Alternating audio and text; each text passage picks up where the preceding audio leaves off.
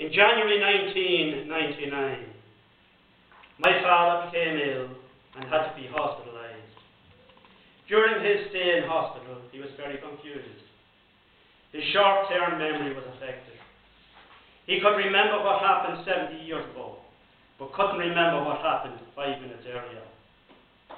When I went to visit him, he said, "I know you are one of mine, but which one are you?" "Michael," I replied. "Oh, you're the one with the funny name." "Yes, that's right, Dad. Now you have it. They call me Sheils."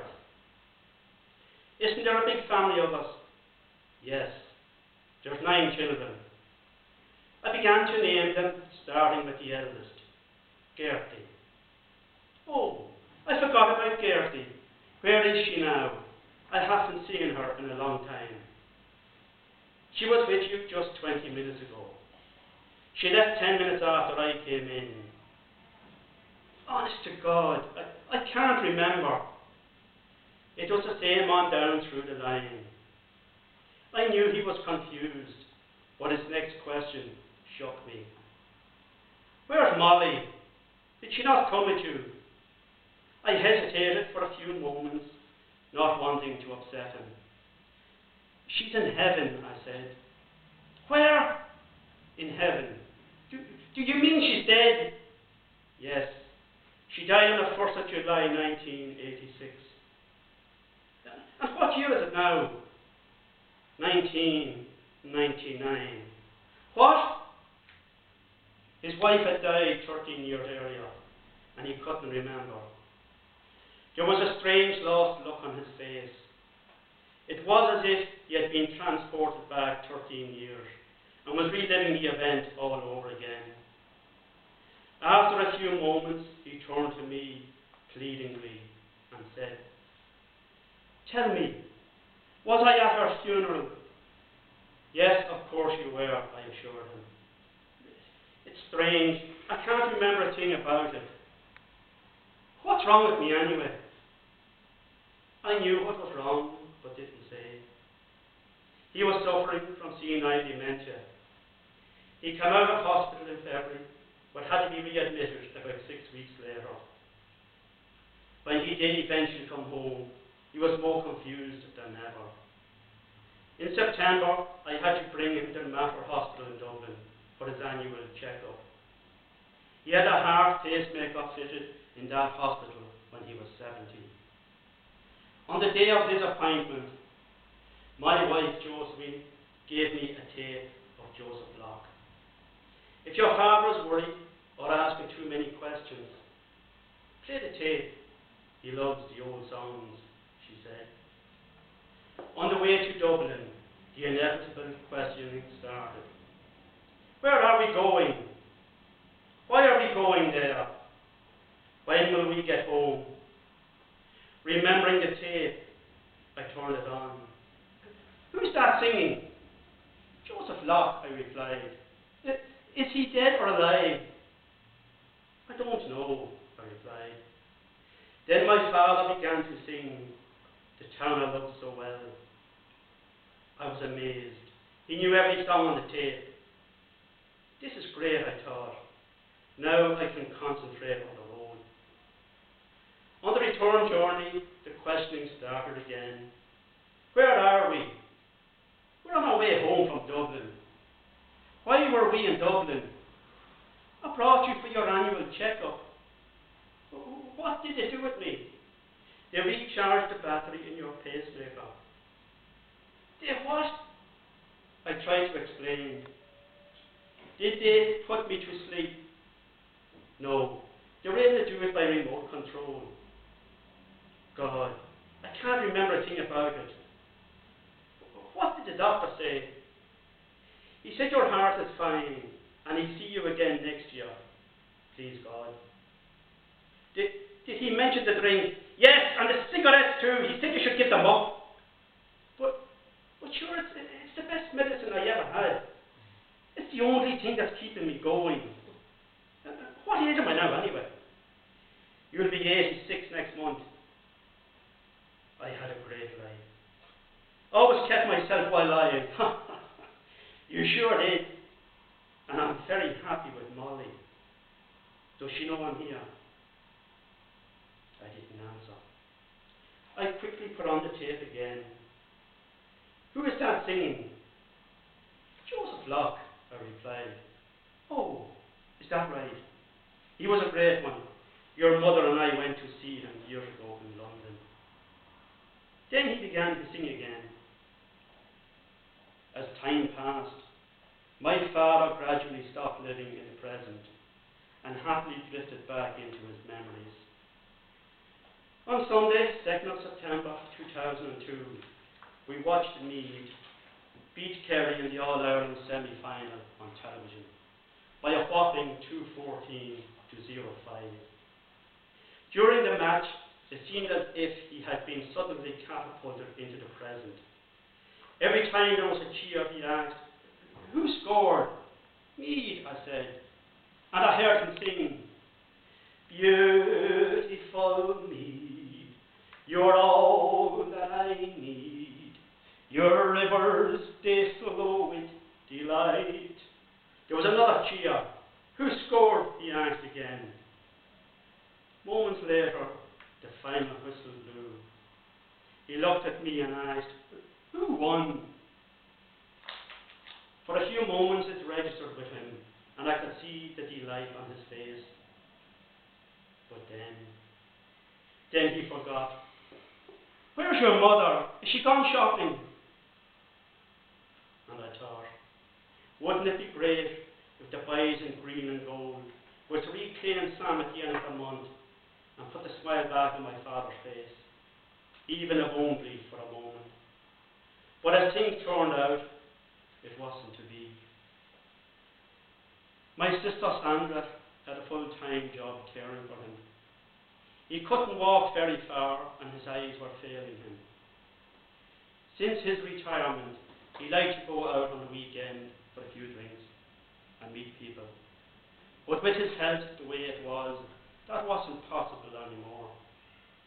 If he thought it was Friday, pension day, he would get agitated and insist on going out. So Fridays had to be banned. I'll never forget that Friday when he asked me, "What day is it?" "Thursday," I replied, feeling a bit guilty. "Oh, waiting day. Tomorrow's the day our Lord spoke." "Yes, that's right, Dad. And what did the Lord say?" "He said, give Nick Sheils his pension." On Saturday, there was no need to lie. He would rummage about in his pockets for a while and say, "I must have had a whale of a time yesterday. I feck all left." He started attending the Alzheimer daycare centre at Liscarton. This was a great help to Sandra and to him, as it took him out of the house, and he thought he was going to the pub. There are very happy people out there, but there are too many of them, so I didn't buy them a drink, he said. In January 2004, he began a period of intense activity, pacing up and down the floor, going from room to room, asking the same endless questions. Where is this place? What street is it? Who lives here? Where do I get the train? Where's Molly? His short-term memory was gone, and in his confused state, he often referred to Sandra as Molly. Sandra has 3 children, and my father, in his confused state, asked her, whose children they were. Mine, she replied. How can that be? How can you have children from someone else and you're married to me? There's an end, it's a crime, he said angrily. It took a while to explain to him that Molly was dead and the children were her grandchildren. Next morning, he was up at 6 a.m. searching for the key of his lorry. He had a gang of men waiting to be collected for work, and he couldn't find the key. It took a while to convince him that he was retired, and that he would be 91 the following October. That January was a bleak one indeed for the Sheils family. We received devastating news that our sister Rosalie was terminally ill. It was particularly hard on her daughter Kelly, as her father Sheils was also very ill. Over the next 6 months, we were to see our fair share of hospitals. Commuting between Our Lady's Hospital in Navan, the Lourdes Hospital in Drogheda, and St. Luke's Hospice in Harold's Cross. Rosalie passed away on the 5th of July 2004, and Sheils was to follow 7 months later, on February 12th, 2005. My father didn't really know about either of them. He was told, but it didn't register. And if it did, it was only for seconds. He wasn't able to visit them in hospital, but Rosalie managed to visit him on the few short occasions that she herself was out of hospital. My father, in the meantime, retreated further into his memories. Occasionally, he said things which seemed funny at the time. One day, I was minding him while Sandra was out shopping. He turned to me and said, "I had 2 wonderful women in my day. My first wife, little Kitty Mahon, Kathleen. She must have known something, because one day she said to me, 'Michael, if anything happens to me, I want you to meet a nice girl and bring her for walks.'"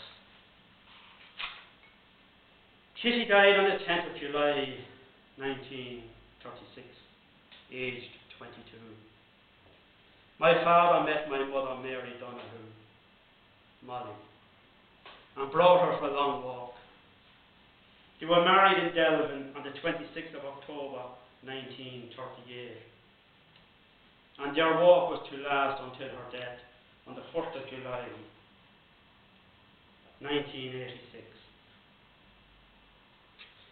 And in a strange way, because his short-term memory was gone, she was still with him. On another occasion, he said to me, "Who do you look like?" I had to bite my lip. "I look like you. You're my father," I replied. I was thinking so, but I was afraid to say. It's a terrible you can't remember. This caused me to take a look at my own position. My father had always been such an active, outgoing, larger-than-life character, and now he was so frail. It was like coming face to face with my own mortality, and it was really, really frightening. But then I thought, God is good. Then he began to ask about Johnstown, the place where he came from. I explained to him that Johnstown had changed a lot in the last few years. You'd hardly recognize it with all the developments that's going on, I said. "Is that right? I was thinking of buying a bike and going out to see it." God, the roads are very dangerous for bikes these days. It's not like when you were young. Yeah. You can't even look behind you. It must be 60 years or more since you were on a bike. Yeah. But you never forget. I found this very amusing. He didn't know what day of the week it was, or whether he had just had his dinner or not. But yet he said, "You never forget how to ride a bike." He decided to have a look in the shed, as there might be a bike in it. So I had to sidetrack him. "Can you remember the song you used to sing when we were small?" I asked him.